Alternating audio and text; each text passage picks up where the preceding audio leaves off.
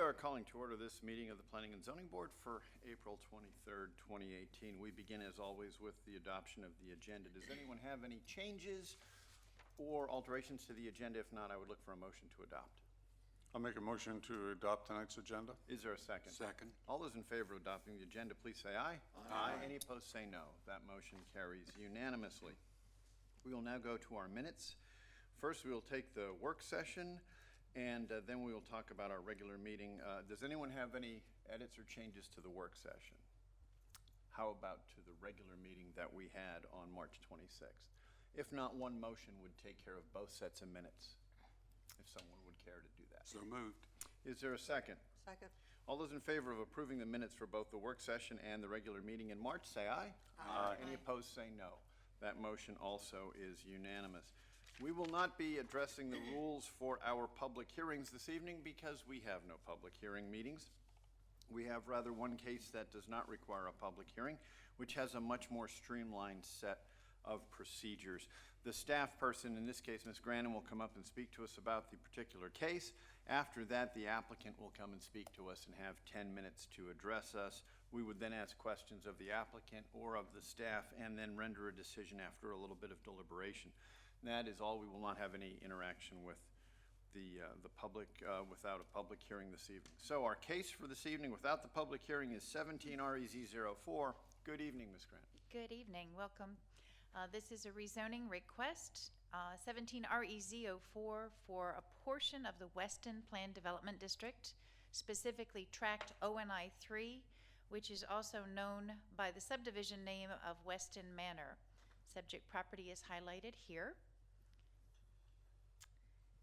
This shows you the location of a former pedestrian bridge that provided access from this residential neighborhood to the Black Creek Greenway. So this was a private bridge. There was a zoning condition as part of the Weston PDD that stated that an internal sidewalk network will connect to the Black Creek Greenway to the east by a private 6-foot asphalt trail and a bridge. Is located and a little spur that connects right now or used to connect from the Black Creek Greenway to this neighborhood and their private trail. So the private trail right now comes from the end of Linton Banks Place, goes behind common open space, and then comes to the edge of the stream, the Black Creek. This is what it looked like in 2012. This is what it looked like in 2016. It was damaged in 2012 and repaired in 2016. It was badly damaged and removed, and this is what the condition is today. The bridge has been removed. There is no longer a way to get from the private asphalt trail over to the Black Creek Greenway at the end of this subdivision. There is an alternate route, which I'll tell you about in a moment. So there was some concern about whether or not this was a safety issue. There is a safety warning sign up and barricades letting the public know that there is no longer a bridge at this location. This shows you that the site is heavily impacted by stream buffers and floodways. This helps explain why it's not an ideal location for a bridge, especially a bridge of this size. It would have needed to have had a much wider span to get across this area. And this shows you in red where that previous bridge location was. So this pedestrian bridge that was constructed by the developer and installed was something that would be ideal with maybe a muddy area that's not in a floodplain. It did not span this creek very efficiently. In looking at the applicant's request to remove this zoning condition, we looked at 2 chapters in the Cary Community Plan, the MOVE chapter, and deliberated as to whether or not there would still be an efficient, well-designed system to provide pedestrian access from the residents in this neighborhood over to the Black Creek Greenway. And then the question of serve and whether or not making the applicants provide this bridge was really fair to the homeowners for this neighborhood. So those were the 2 things that we looked at. This is a map that helps identify where the Black Creek Greenway is located. This shows you Linton Banks Road. Red line is a sidewalk network. So that's where the private connection went from the end of the subdivision over to the creek and the previous bridge that was in that location. So it was pretty easy to access the Black Creek Greenway. There is still a route. The sidewalk has been installed. The sidewalk goes all the way from the Weston Manor neighborhood down to the North Cary Park. And then from the North Cary Park, there is a pedestrian route and Greenway Trail that is another alternative route to get to the Black Creek Greenway. Can you make a big loop? No. But is there a way to get down here and enjoy the Greenway? Yes, and it's less than a mile from one point to the other. So the route still exists. This shows you what the bridge looks like in the North Cary Park. Much more elaborate than that earlier bridge that we showed you in terms of its size and its height and the construction. Something like this, approximately $400,000 to $500,000 to construct. So in part of our evaluation and looking at this, the question came up, is it really fair for the homeowners in the Weston Manor subdivision, 43 homeowners, to be able to finance this, bear the burden of it? So, looking at that, that was an important question that came up. Shows you the notification map. Most of the people who've spoken about this have been in favor of removing that zoning condition. A few of the neighbors in the Bexley subdivision that contacted staff saying how much they enjoyed having that access route. But as I mentioned earlier, there's still a very functional route to lead from this neighborhood down through the sidewalk to get over to the North Cary Park. And it's less than half a mile from the entrance of this neighborhood to the entrance to North Cary Park. This shows you the property posting, shows you what the trail looks like. The trail now leads to the neighborhood's stormwater management area and common open space. So the trail, there's no problem with that remaining. So there was a neighborhood meeting back in March of 2017. Calls and emails, questions asked, can the town take responsibility for this bridge? And when the application was first submitted, the applicant had actually put on their application that part of the request was for the town to take over ownership, and we advised they had to take that off. They couldn't ask for that. They could not obligate the town, but they could ask for the condition to be removed, and it's something that could be discussed in the future. Can't be rolled in as part of a condition with the zoning conditions, but at some point in time when greenways are evaluated and there's more money in the budget, then maybe this is something the town might want to consider at some point in the future. But that's not what you're evaluating tonight. It's just whether or not that zoning condition be removed. There was no opposition voiced at the public hearing. So staff's recommendation, after looking at the Cary Community Plan and noting that there is an alternate route for both pedestrians and cyclists to access the Black Creek Greenway, and because it would be a financial hardship for one 43-lot subdivision to put in a bridge that meets Cary standards, our recommendation on this request is for approval. So this concludes staff's presentation. Mr. Hunter, who is the president currently of the HOA, is here to speak to the request, and then following his remarks, I'll be available for your questions. Thank you.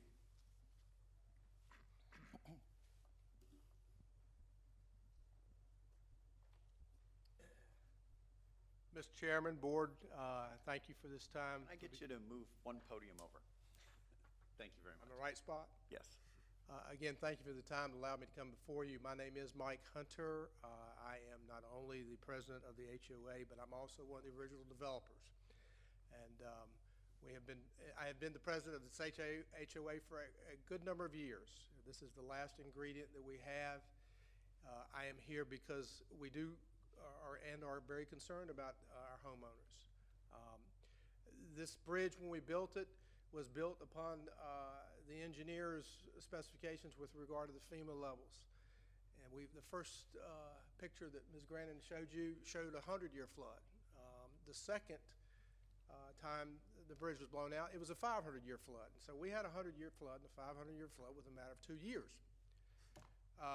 that's something that, we obviously can't control or foresee, and because of that, there is no way that we can possibly expect a group of homeowners of 40 and change to bear the burden of this bridge. As Ms. Grannon explained so well, to replace this bridge now, it appears it could be upwards of potentially $500,000. We would very much like to see down the road, if there is a public-private or a public opportunity for a bridge for not only this neighborhood, but it serves everybody because it was tied into the town of Cary. But we're not here for that. We're here only to ask today that we remove this burden from these existing homeowners. In my hand, I have every single homeowner's signature asking for this. That is a formidable task unto itself, to have every single one. But it should emphasize the importance of why we need to respect the needs of them as not only homeowners, but of Cary citizens, and not overburden them. I'll be happy to answer any questions. I think Ms. Grannon has done an excellent job explaining everything. And since I seem to be the only one here, I want to try to have the record of having the shortest P&Z meeting that you people have ever had to go through. I'd be happy to answer any questions you have. All right, thank you very much. Does anyone else start on this side? Does anyone have any questions of the applicant or the staff? I do. Just a couple points of clarification, maybe for Ms. Grannon.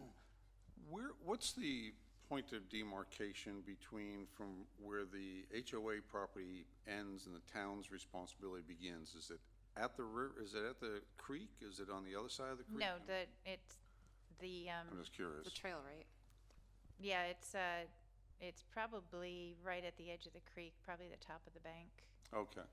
The reason I just, and it has nothing to do with, just I was curious about, there's a little bench area, sitting area. I don't know if that was the towns or the HOAs. It's not in the picture here, but. There's not a bench sitting area there. Not on this side. There may be over on the town side. Yeah, on the town side. Yeah, there may be Yep, something okay. over on the town So side. that would, everything on the other side, on the opposite side of the creek from the manor is town property. This is, Okay. yeah, on the opposites, this is town property. There's the Black Creek Greenway Gotcha. over there. Yep, thank you. Okay? Any other questions on this side? How about this side of the room? Yes. Ms. Grant, thank you. It's a thorough presentation. Could you help me understand? I understand that when the zoning was originally approved, this condition for the bridge was put in place, if I'm not incorrect, in lieu of some sidewalks that would have otherwise have been built. Back in 2004, the whole Weston PDD had limited sidewalks. They had more of a greenway system, greenway network. So that was back in the 80s when that was first implemented and put in.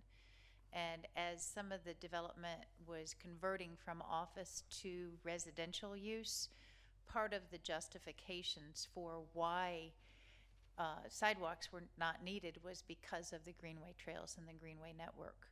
So what happened with the Weston Manor, PDD, and the Bexley neighborhood, there was a concern that it still wasn't sufficient. So a few years later, the town actually put in that sidewalk network from Bexley and Weston Manor all the way down to Norwell, Boulevard. So, yeah.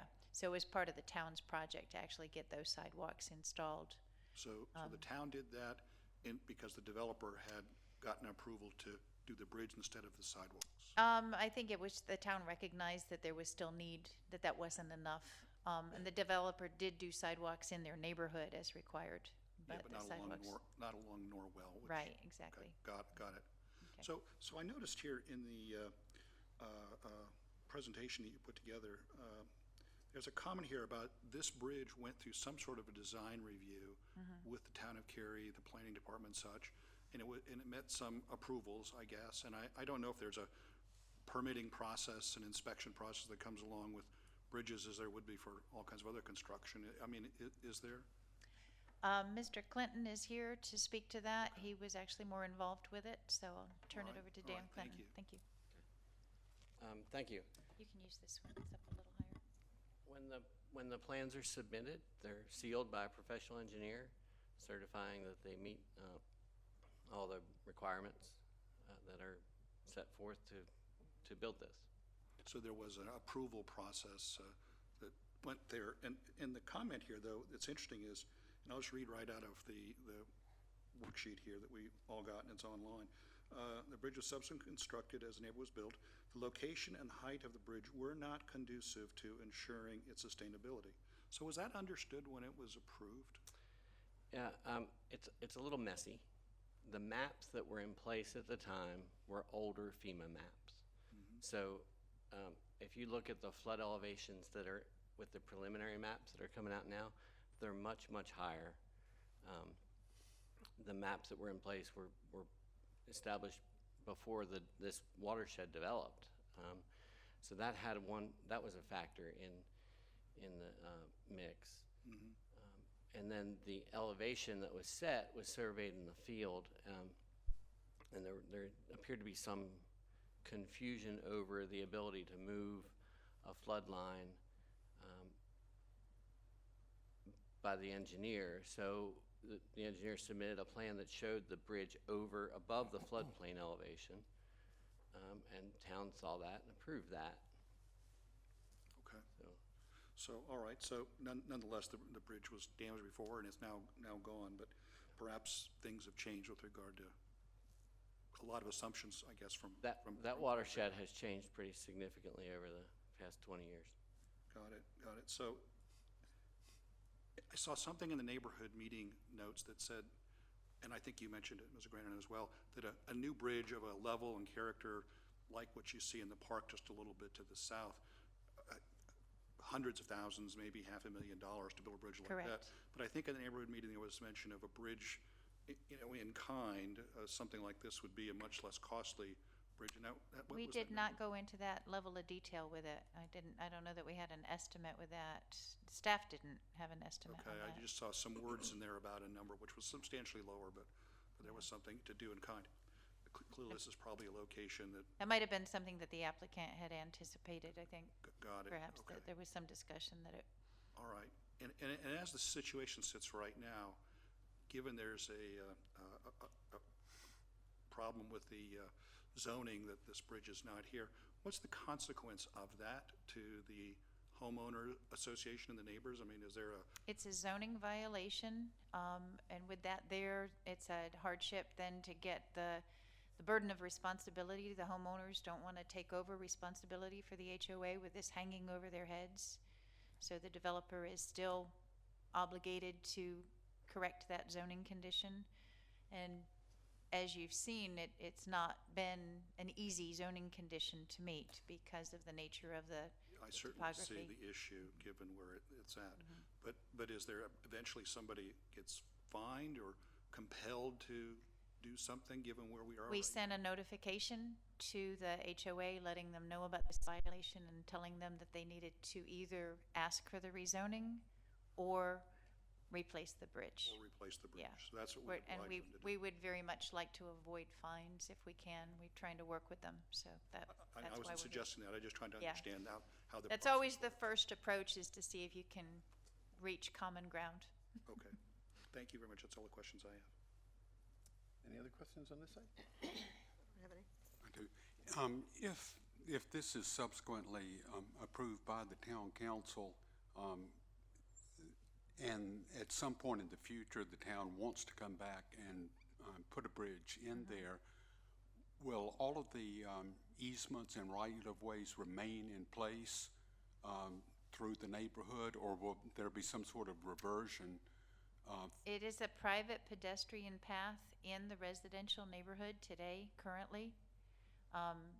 So there is no right-of-way through there.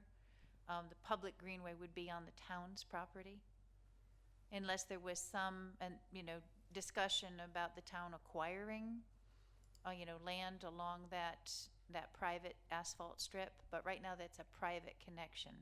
And we've got a number of those. But it's a recorded easement on a plat map, is that correct? No? No.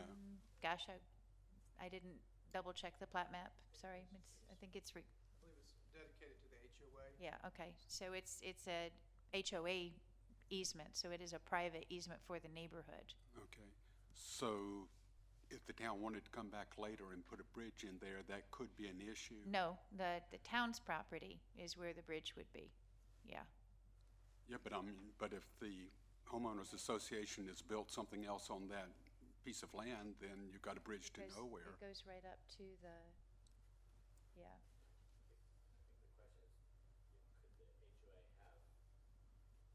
Yeah, just trying to make sure I understand the question.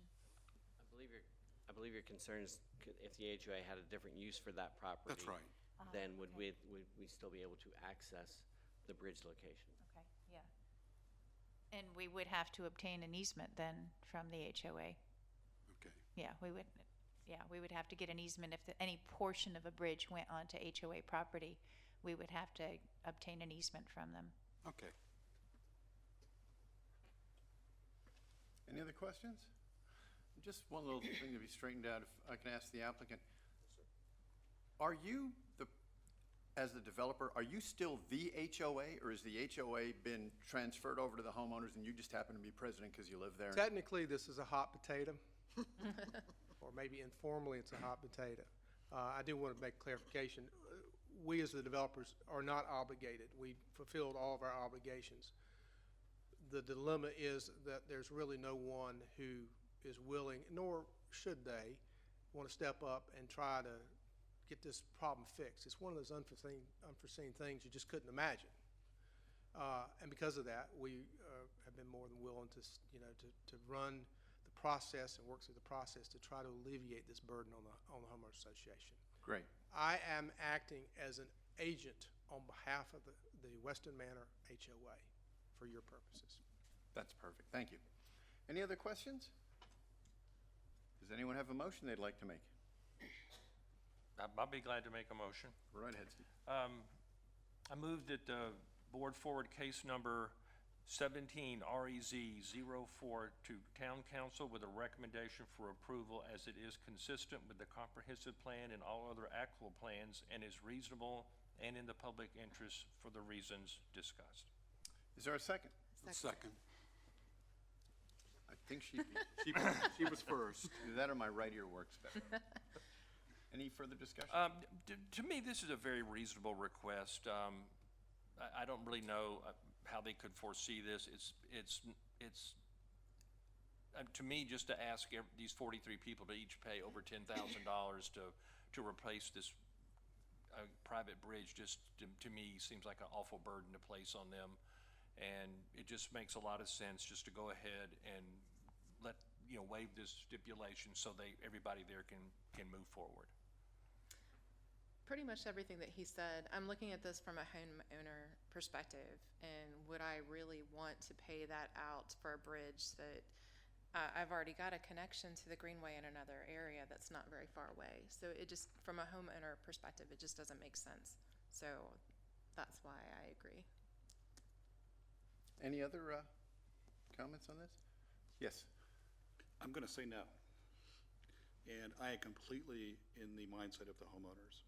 A $400,000 bridge or something thereabouts to oblige a neighborhood of this size to do that is egregious. That's not good at all, and I wouldn't suggest that at all. But going back over the history of this whole situation here, there was going to be a sidewalk, and then in lieu of a sidewalk, there is, a bridge was put in place. And I don't think any bridge, certainly equivalent to what was there before, would make sense to put in again because of poor design and poor location or combination of both. That's insanity to repeat doing the same thing and expecting different results. So, I'm not advocating this kind of bridge either, a cheap bridge either.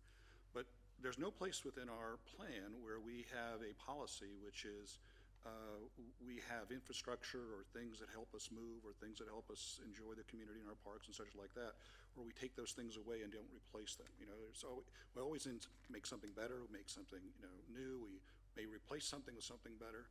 And I'm just feeling like this discussion of sort of like going back to the sidewalk discussion. In lieu of the sidewalk, we're going to do this. So in lieu of a bridge equivalent to this, not the $400,000 bridge, but in lieu of this, we're going to do something else. Is there a sidewalk someplace? Is there an improvement in a park someplace, or whatever it could be? But in lieu of this zoning requirement, we're as a community going to do something else, and I would imagine it'd be substantially less than equivalent cost to what this bridge is than the $4,000 quoted before. And I think that would just, for the overall equity of the community, keep us even, as opposed to having something just go away and it's gone. So I'm against it, just simply from the equity point of view of, if this goes away, where is something else for the benefit of the community and the neighborhood going to occur? Anyone else? I'd remind you, if anyone else plans to vote against it, I'd love to hear from you so we can have that recorded. I would agree with Victor, except they've replaced it twice. They must have thought that maybe it would work, but it didn't, and it didn't twice. So that sort of satisfies me that it's a change of circumstance that would justify approving.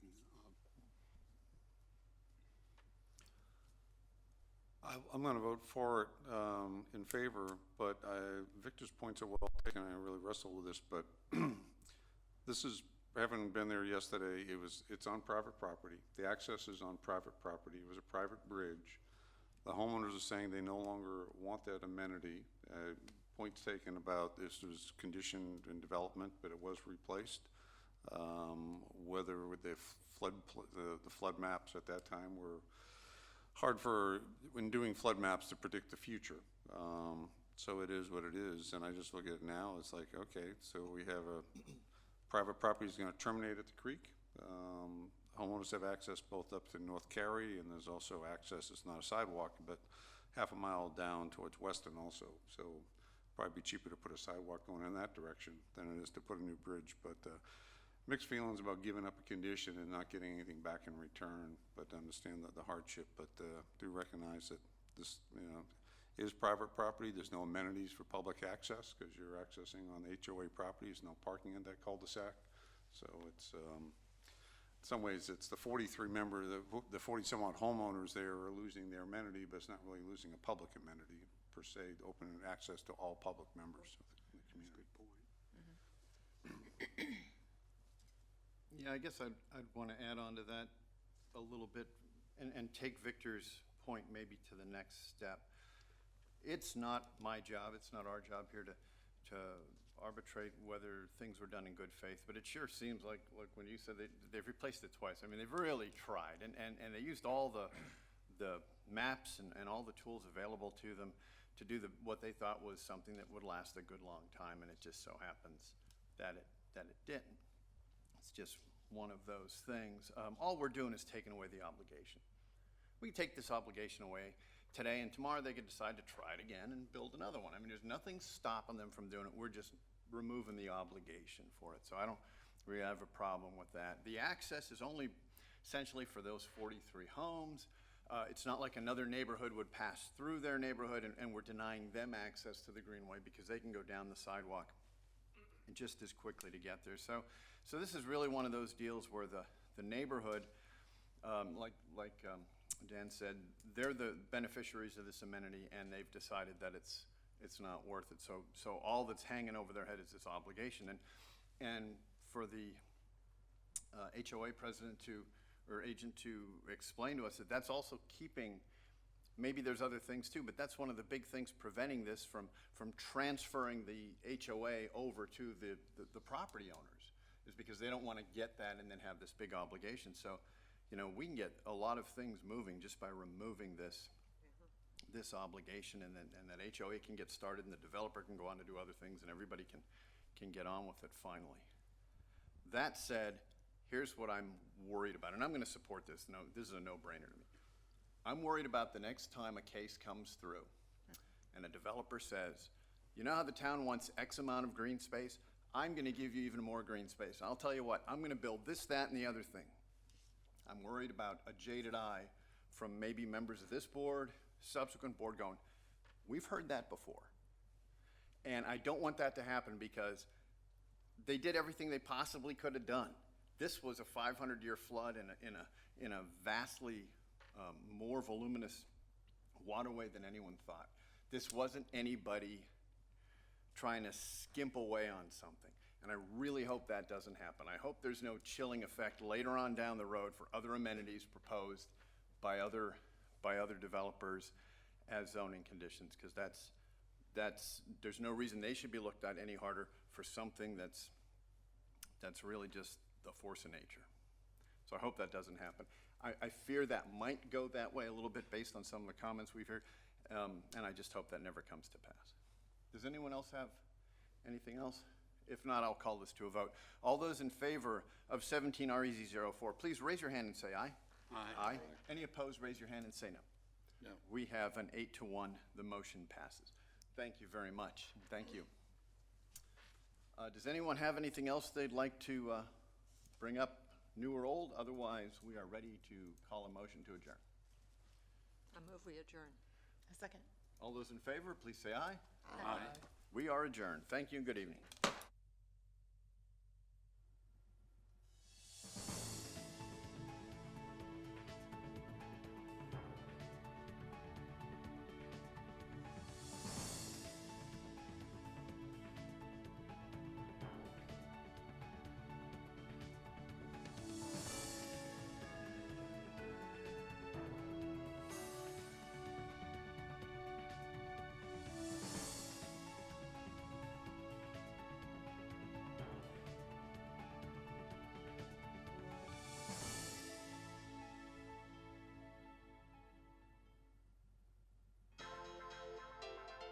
This has been a production of Cary TV. Visit the Town of Cary's website at townofcary.org.